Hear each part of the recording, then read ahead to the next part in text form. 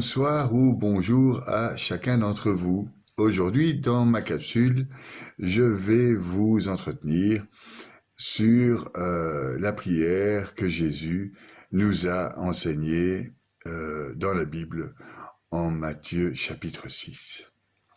Cette prière est évidemment très connue des chrétiens et je vais essayer de décortiquer en 6-7 capsules les tenants et aboutissants de ce qu'elle veut dire bien au fond. Vous donc, priez ainsi. Notre Père qui es aux cieux, que ton nom soit sanctifié, que ton règne vienne, que ta volonté soit faite sur la terre comme au ciel. Je vais m'arrêter là. Que ton nom soit sanctifié. Notre Père qui es aux cieux. Le Père Benoît Standard, un moine bénédictin devenu ermite, nous dit « Dès que j'en rentre dans la prière, mes soucis, mes préoccupations, mes affaires, je les confie à Dieu. Tandis que moi, dans la prière, je me préoccupe de ses affaires. » Mais quelles sont ces affaires? Eh bien, la prière de Jésus nous l'explique. Le nom, le règne et la volonté. Donc, dans cette première partie, je vais m'attarder au nom. Notre Père qui es aux cieux, que ton nom soit sanctifié. Que ton règne vienne et que ta volonté soit faite.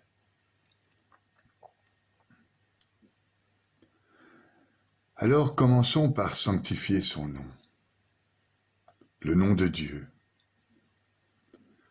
Quand Moïse demande le nom de Dieu à Dieu, dans l'Exode chapitre 3, Dieu lui répond « Je suis qui je suis ». Fin de non-recevoir. Je suis qui je suis.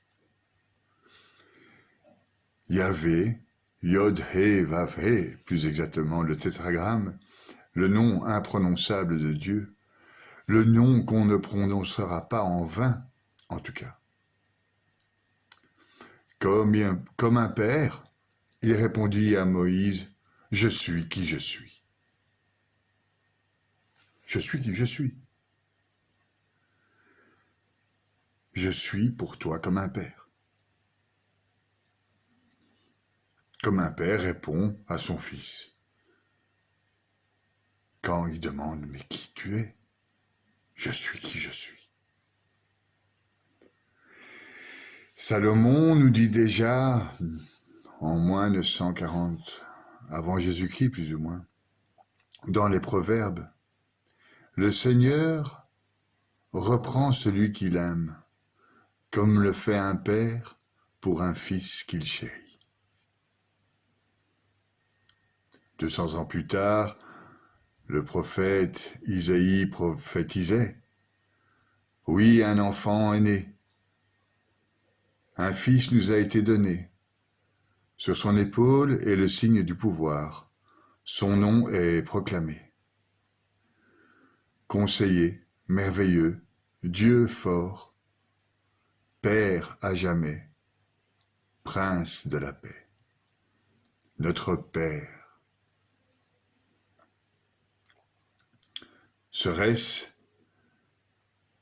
notre Jésus, notre Seigneur? Il est donc notre Père qui est aux cieux. Est-il dans le ciel? Il est de toute éternité, Yod-Hé-Vav-Hé, dans tout le présent et partout. Il est omniprésent, oui. Il est celui qui est. Il est notre Père. Si il est partout, chez nous, dans l'univers, dans le cosmos, s'il est partout, il est aussi en nous. Il est là dans son temple.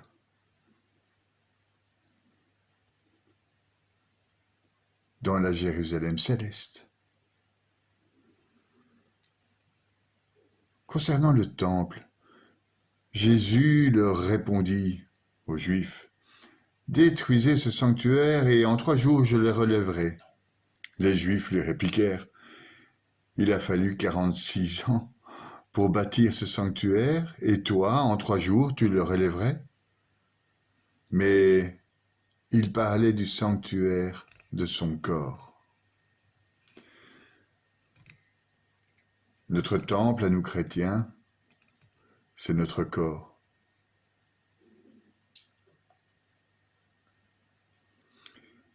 Est-il dans la Jérusalem céleste, assis à la droite de Dieu, comme nous dit saint Pierre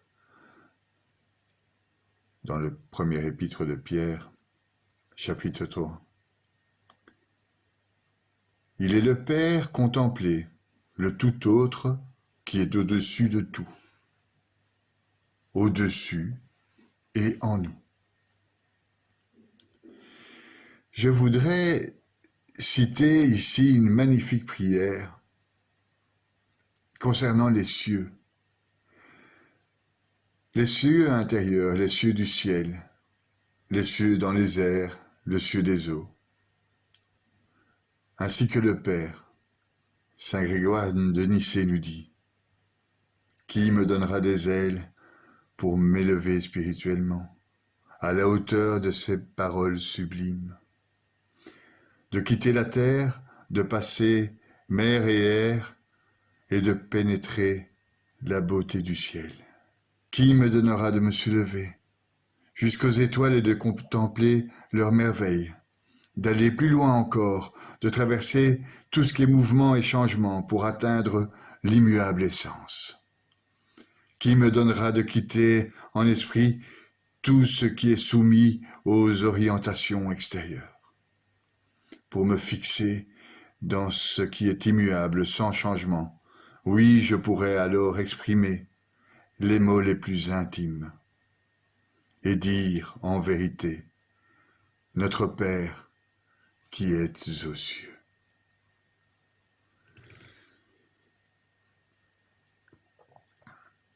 Par l'union de Dieu, dans la prière, nous touchons les limites de la matière.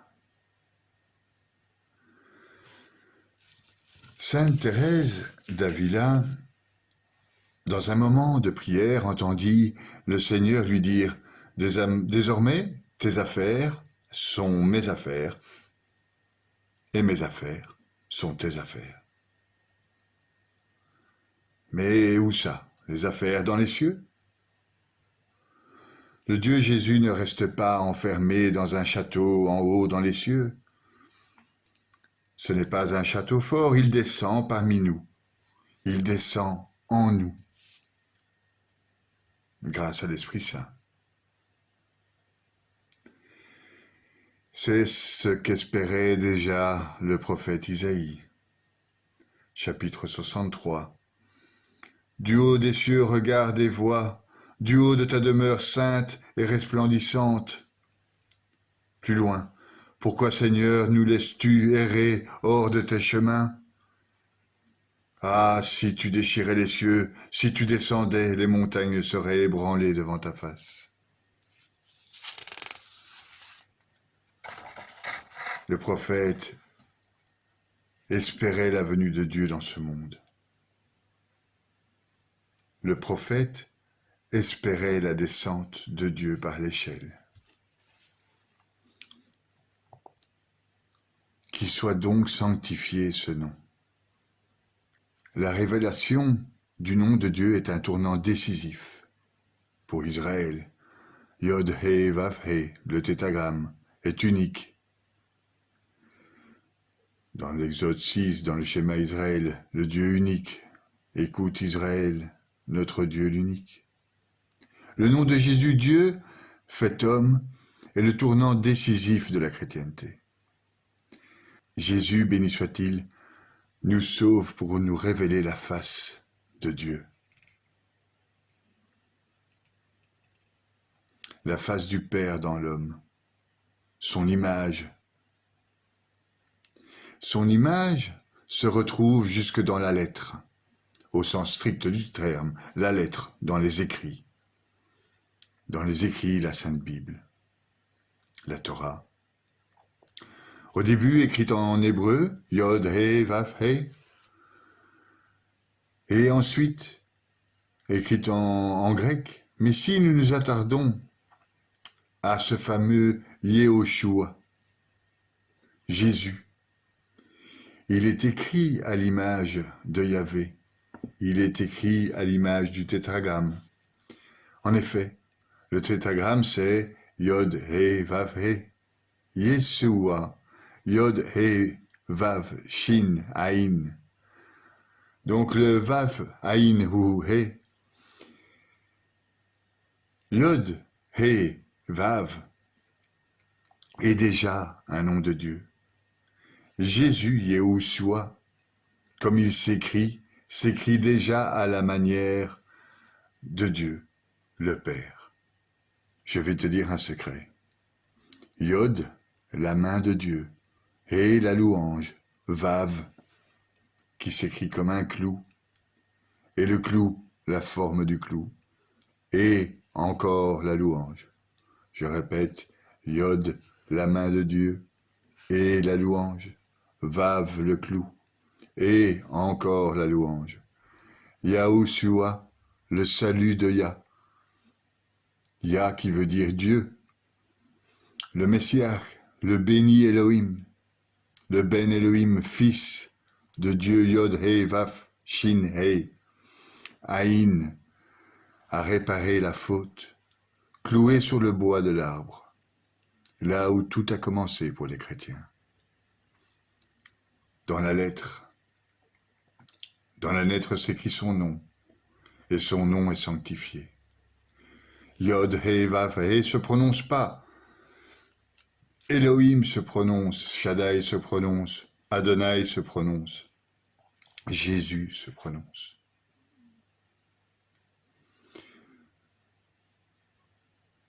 Le Dieu qui dit que la lumière soit, et la lumière fut. Si elle fut, c'est qu'elle était, déjà. Le souffle de Dieu planait au-dessus des eaux. La terre était informe et vide. En hébreu, on dit tohu bohu. Ce qu'on pourrait appeler en cosmologie le fond diffus cosmologique. L'univers primordial est opaque jusqu'à sa recombinaison. Plusieurs groupes de chercheurs ont suggéré que l'alignement de ce tohu-bohu pourrait être la signature d'une nouvelle physique. Ça, dans les années 80.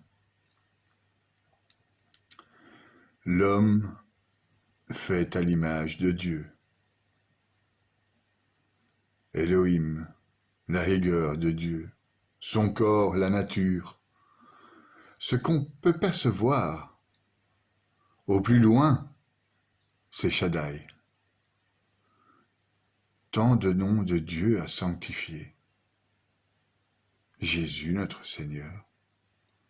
Dieu créa l'homme à son image. À l'image de Dieu, il créa. Il créa l'homme et la femme. Si dans les cieux, au plus loin où nous pouvons voir, où on puisse connaître autour de nous, c'est l'univers. C'est celui qui a été fait à l'image de Dieu aussi. L'univers est composé de 4,9% de matière ordinaire, ce qui correspond au pourcentage de la conscience dans notre cerveau. 26,8% de matière noire, ce qui correspond au pourcentage de subconscient dans notre cerveau. 68,3 d'énergie noire, ce qui correspond à notre inconscient dans exactement les mêmes proportions. Notre univers, c'est notre cerveau. Notre cerveau, c'est notre univers. Il y a transcendance. Il y a le nous. Il y a notre conscience et notre âme. Le prophète Isaïe nous dit: le Dieu qui fit la terre et façonna, lui l'affermit et qui l'a créé, non pas comme un lieu vide, mais il l'a façonné pour être habité. Je suis le Seigneur, il n'y en a pas d'autre. Façonné pour être habité. Habiter ce nom saint, habiter cette sanctification. Habiter le Père des origines, habiter et abriter les cieux dans le nous. Il n'a pas créé tout. C'est pour habiter qu'il a créé. Il n'a pas créé le mal. C'est pour le bien qu'il a créé. Dans le Deutéronome, il les a trouvés dans une terre désertique, dans un tohu où hurle de solitude. Il les a protégés, il a veillé sur eux, les a gardés comme la prunelle de son œil. Comme un père en somme. Dans le psaume 106, Dieu livre de mépris les puissants et les égare dans un chaos sans chemin. Le tohu, bohu du début. Et Dieu dit que la lumière fut. Et Jésus arriva sur terre, un jour. Et puis le nom de Dieu dans tout ça, qu'il soit sanctifié. Dans le Zohar, toutes les phases du développement du tohu vers le bohu, la création a connu des successives étapes, des traits progressifs vers la perfection. Le divin s'est manifesté de nombreuses manières, différentes selon la symbolique et l'essence de chacun des mondes, les âmes, les anges, les créatures. Lorsque la terre était chaos, la divinité s'est manifestée en tant que Shaddai, l'arrêt de la lumière, de l'Esprit de Dieu qui planait au-dessus des eaux. Et lorsqu'elle passa à l'état de Tohu-Bohu, elle était connue sous le nom de Sabaoth. Lorsque les ténèbres disparurent, elle fut alors connue sous le nom d'Élohim. Quand elle fut appréhendée par les créatures, c'était Adonai.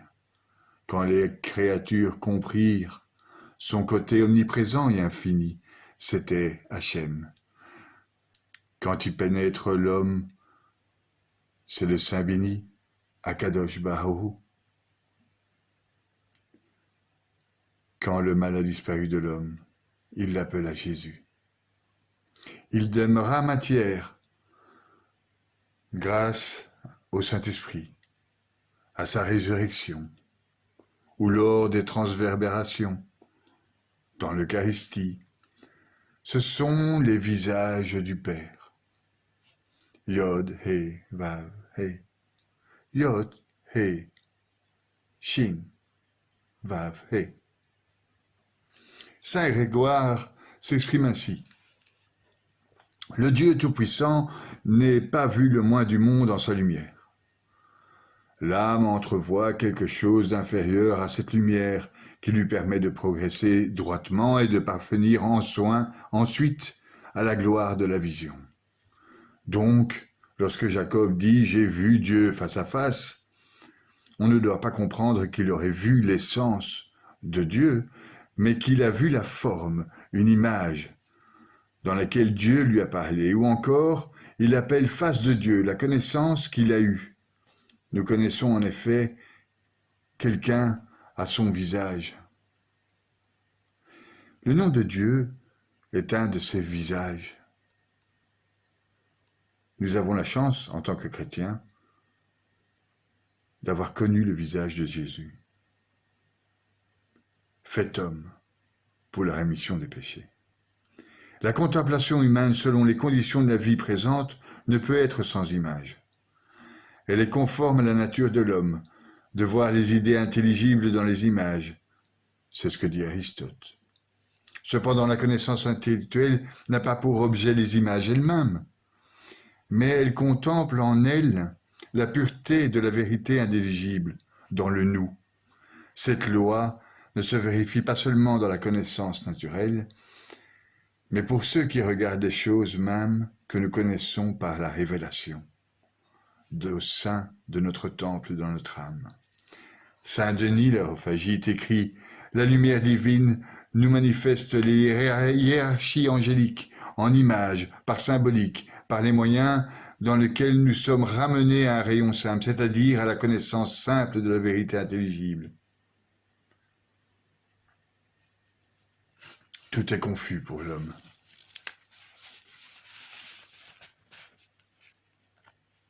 Il s'agit de chercher dans les cieux, dans son temple, dans son cœur, et de sanctifier le nom du Père. Le tohu, c'est donc un état de chaos dans lequel le monde a existé pendant des âges et des âges, pendant sa première création, plongé dans les ténèbres, immergé dans l'eau, par l'action du feu et par l'opération conjuguée de l'Esprit divin et des éléments constitutifs, ils se mirent à se différencier dans une phrase bohu, Bet Bereshit, le début. Bet ou bohu ou Bereshit fait partie des 7 lettres doubles qui peuvent être prononcées ou durement ou doucement. Sur un ton dur, Bereshit, c'est le jugement divin.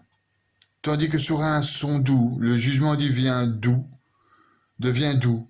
Selon la traduction, Vet relève d'une qualité de sagesse, tandis que Bet relève d'une qualité de folie. Bohu, vide, chaos, confusion. Bohu peut être approché du mot Baha, signifiant être surpris, être étonné. Notre Père, qui êtes aux cieux, que ton nom soit sanctifié. Job nous écrit qu'il a fait la paix dans les hauteurs. Les sages de la Kabbale imaginent Michael, l'ange Michel, à la droite du Saint, non l'eau et la grêle, tandis que Gabriel est à gauche du Saint, béni soit-il, c'est le feu. Ces deux sont réconciliés par le prince de la paix, Shalom. Shalom est aussi un nom de Dieu à sanctifier. C'est la signification de ce verset de Job. Il a fait la paix dans les hauteurs. Notre Père, qui es aux cieux, que ton nom soit sanctifié. Par transcendance, il y a aussi une Bible primordiale. Il existe une importante tradition sur la nature céleste de la Bible, qui est même comparée à la fille de Dieu, destinée à être mariée à Israël. Dans le Deutéronome, lors de la bénédiction des tribus, quand Moïse a confié la Torah comme héritage à la congrégation de Jacob, héritage se dit en hébreu Moracha, mais se lit aussi Meoracha, la fiancée. C'est ainsi qu'on peut dire que la Bible est ainsi fiancée à Israël. De ce fait, elle précède Moïse et même la création du monde, qui n'existe que par son mérite, et n'est donc pas simplement un livre sur un parchemin, mais un être céleste, indépendant de sa forme terrestre donc. Ainsi, quand les tables furent brisées la première fois, les lettres s'envolèrent. C'est Moïse qui fait descendre la Torah de son siège céleste sur la terre. Nous avons donc l'idée ici d'une Torah préexistante dans les cieux, avant même la création. Salomon nous dit, Dieu me créa, sagesse, au Réchit, début de son action, antérieurement à ses œuvres, dès l'origine des choses, dès les temps antiques je fus formé, tout au commencement, bien avant la naissance de la terre.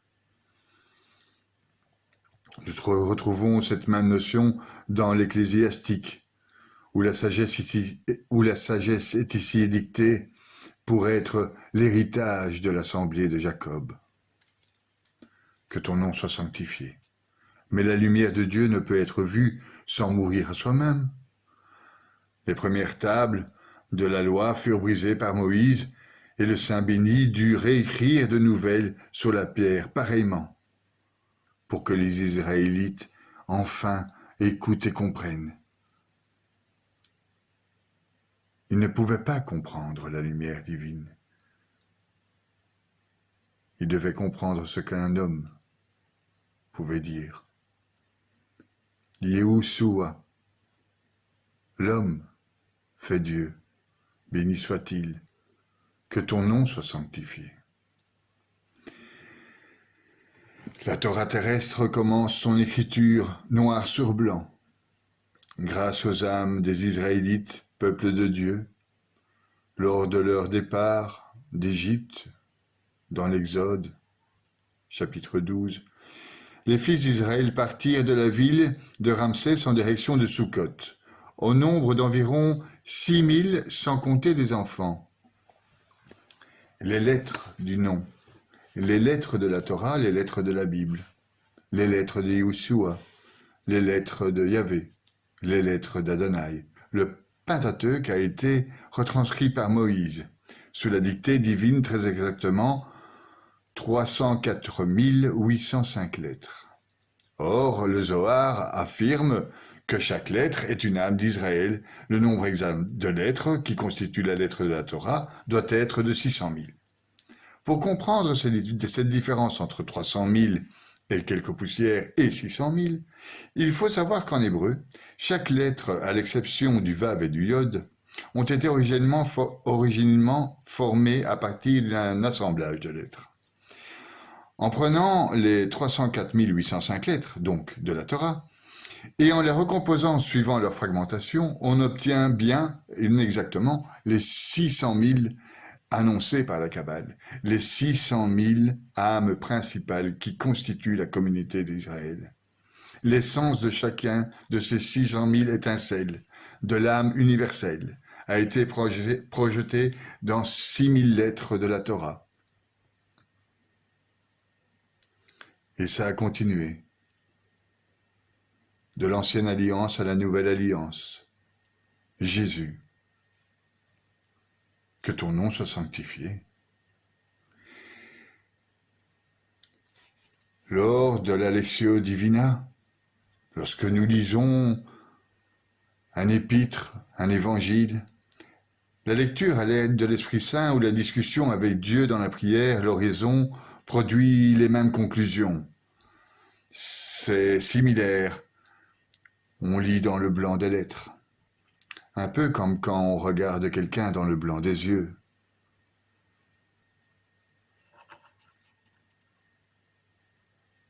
Une lettre dans son contexte. Le noir sur le blanc. La Bible se lit aussi selon son contexte. 350 000 interprétations différentes de la Bible ont déjà été écrites.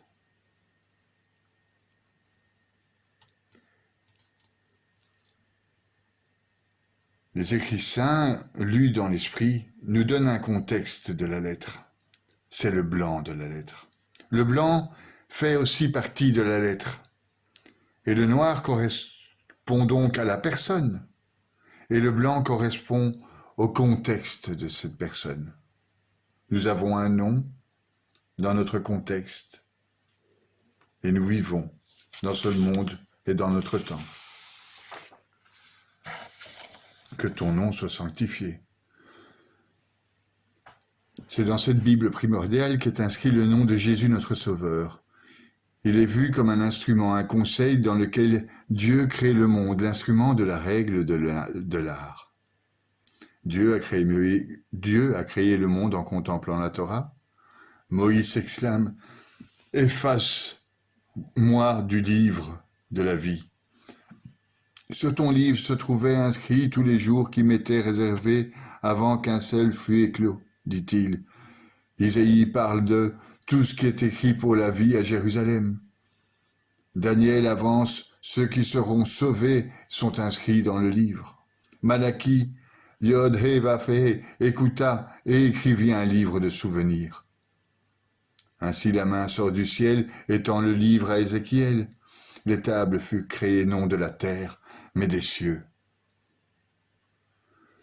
Mais je m'écarte encore vers les cieux, où est le Père dont le nom est sanctifié.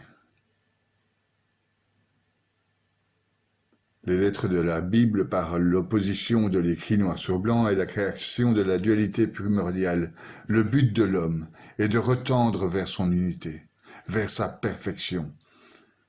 L'unité avec Dieu et le retour vers son éternité.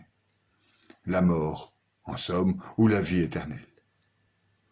Pas de vie sans mort. L'amour, c'est cette unité dans la Sainte Bible. Rien n'existe sans amour. Dieu d'amour qui s'est fait chair, Jésus, nous montre divinement par la parole que cette unité est possible à l'homme-dieu. Par la parole, le Verbe né de la lumière. Comme dans la Genèse, la lumière fut. Dans Jean, au commencement était le Verbe, et le Verbe était après Dieu, et le Verbe était Dieu. Il était au commencement auprès de Dieu, et c'est par lui que tout est venu à l'existence. Rien de ce qui ne s'est fait sans lui. En lui était la vie, et la vie était la lumière des hommes. Dans le livre d'Ézéchiel, Dieu dit « Vous avez profané mon nom parmi les nations, néanmoins par honneur pour mon nom, je vais sanctifier mon nom. » Une prophétie. Dans ces versets splendides, Dieu annonce qu'il va tout recréer à partir du cœur de l'homme. Et la création tout entière va elle-même baigner dans cette nouvelle alliance. Yéhoshua Jésus, notre Père qui êtes aux cieux. Après nous avoir mis en présence de Dieu, notre Père, pour l'adorer, l'aimer, le bénir, l'Esprit filial fait monter en nos cœurs 7 demandes, 7 bénédictions. Les 3 premières, plus théologales, nous attirent vers la gloire du Père. Les 4 dernières, comme des chemins vers lui, offrent misère à sa grâce. Maxime, le confesseur, voit une gradation dans ses premières invocations. Le Père dans la première, le Fils dans la sanctification, l'Esprit Saint dans la venue du règne. Puisqu'on prie que ta volonté soit faite, en passant du ciel, par les anges, à la terre, par les hommes, le Père est comme une échelle, qui descend du ciel sur la terre, et qui rejoint sa réalité, depuis le très haut jusqu'au très bas, que je suis, un peu comme Jacob. Il eut en songe, voici une échelle qui était dressée sur la terre, son sommet touchait le ciel, et les anges de Dieu montaient et descendaient. Dans les cieux.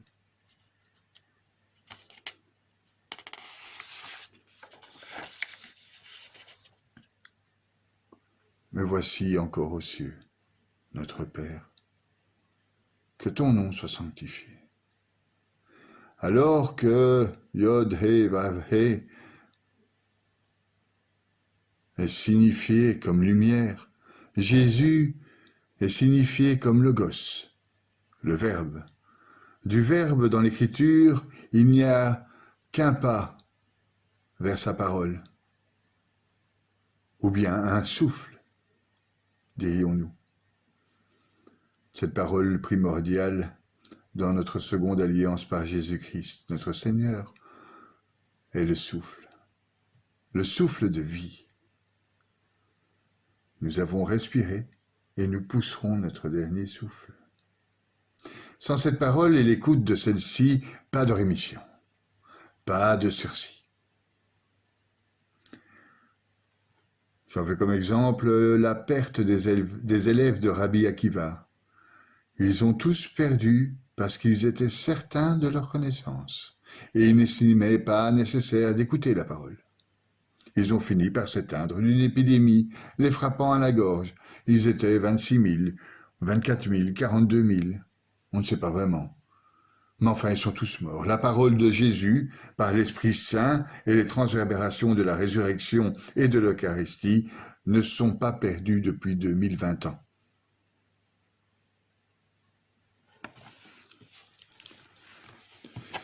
Nous avons eu part à la plénitude, nous avons reçu grâce après grâce. C'est la loi qui fut donnée par Moïse. La grâce et la vérité sont venues par Jésus-Christ. Dieu, personne ne l'a jamais vu.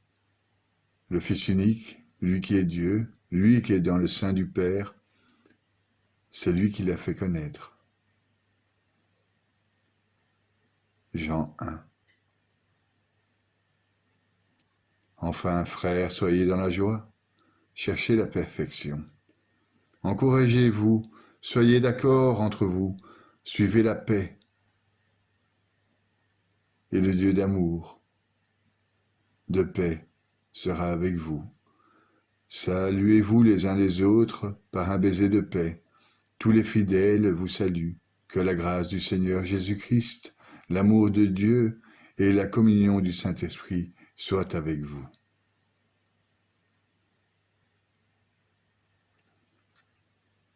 C'est en 2 Corinthiens, chapitre 13. Pour finir, je citerai Origène. Origène nous dit « Exulter le nom de Dieu en lui-même, c'est participer à l'effluve divin en naissant de lui. » C'est magnifique, c'est Origène.